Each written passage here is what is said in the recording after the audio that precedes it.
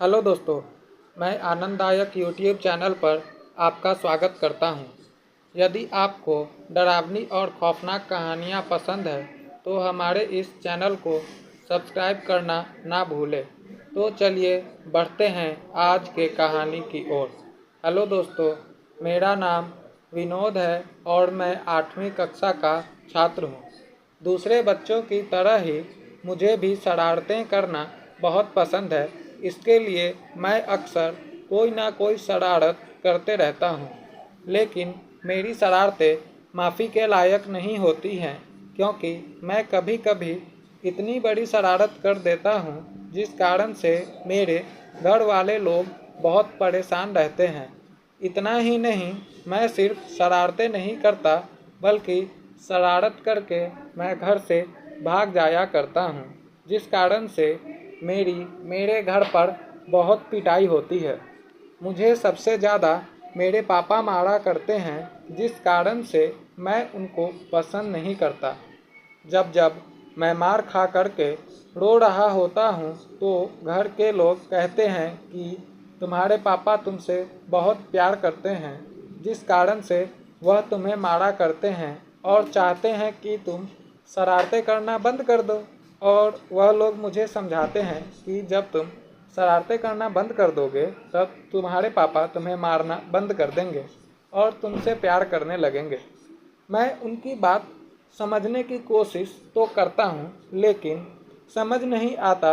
न जाने क्यों मेरे हाथ और पाँव मेरे कंट्रोल में नहीं रहते और कुछ ना कुछ शरारतें मैं कर ही दिया करता हूँ। फिर यह चक्र फिर से शुरू हो जाता है और ऐसा चलते रहता है। धीरे धीरे समय बीतता जा रहा है और मैं 8वीं से 9वीं कक्षा में पहुंच गया हूं। मेरी शरारतें और भी ज़्यादा बढ़ती जा रही है, जिसके कारण से मेरे घर वाले मुझसे बहुत परेशान हैं और मेरे पापा ने भी मुझे मारना बंद कर दिया है, क्योंकि अब उन्होंने यह धारणा बना ली है कि यह तो कभी सुधरने वाला नहीं। मैं बेकार में ही परेशान होता रहता हूँ। अब तुमको जो करना है करो, मुझे तुमसे कोई लेना देना नहीं। एक दिन की बात है, मैं अपने पड़ोस के एक छोटे बच्चे को पत्थर मारकर घर से भाग गया। 2 दिन के बाद जब मुझे भूख लगी तो मैं वहाँ से वापस घर आ गया। जब घर पर आया तो मुझे उन्होंने बांध कर रखा और मेरा दाखिला मेरे भैया के ही इंस्टीट्यूट में कोटा में करवा दिया और पकड़कर वहाँ छोड़ आए। मेरे भैया जो कोटा रहा करते थे, यह सुनकर मेरे भैया बहुत खुश हो गए कि मेरा छोटा भाई यहाँ आ रहा है और मैं उसे पढ़ाई में इतना व्यस्त कर दूंगा कि मैं शरारतें भूल जाऊंगा। लेकिन जब मुझे यह बात पता चली तो मैं परेशान हो गया, लेकिन मैं कर भी क्या सकता था। मुझे उनकी बात माननी ही पड़ी। आप कह सकते हैं बात माननी नहीं पड़ी, वह मुझे ज़बरदस्ती मेरे भैया के पास ले जा कर के छोड़ दिए। अगले दिन मुझे उस इंस्टीट्यूट में जाना था जिस इंस्टीट्यूट में मेरे भैया 12वीं में नीट की तैयारी कर रहे थे। मैं अगले दिन तैयार होकर के भैया के साथ ही उसी इंस्टीट्यूट में चला गया। वहाँ मेरी मुलाकात राजू नाम के एक लड़के के साथ हुई और देखते ही देखते हम दोनों में दोस्ती तगड़ी हो गई, क्योंकि उसे भी शरारतें करना बहुत पसंद था। लेकिन उसकी शरारतें बड़ी ही खौफनाक और डरावनी हुआ करती थी।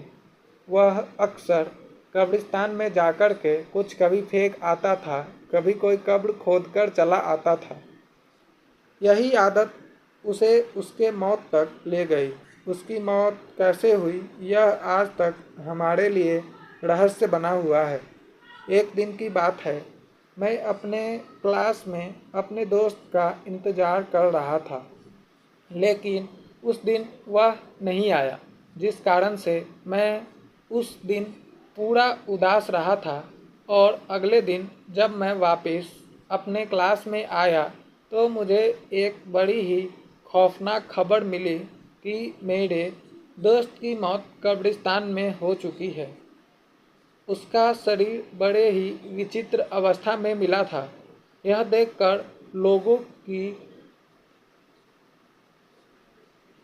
रूहें कांप गई थी, क्योंकि उसका एक आँख नहीं था। ऐसा लगता था जैसे किसी ने ज़बरदस्ती उसकी आँखें नोच ली हैं। मैं अपने दोस्त को आज भी बहुत याद किया करता हूँ।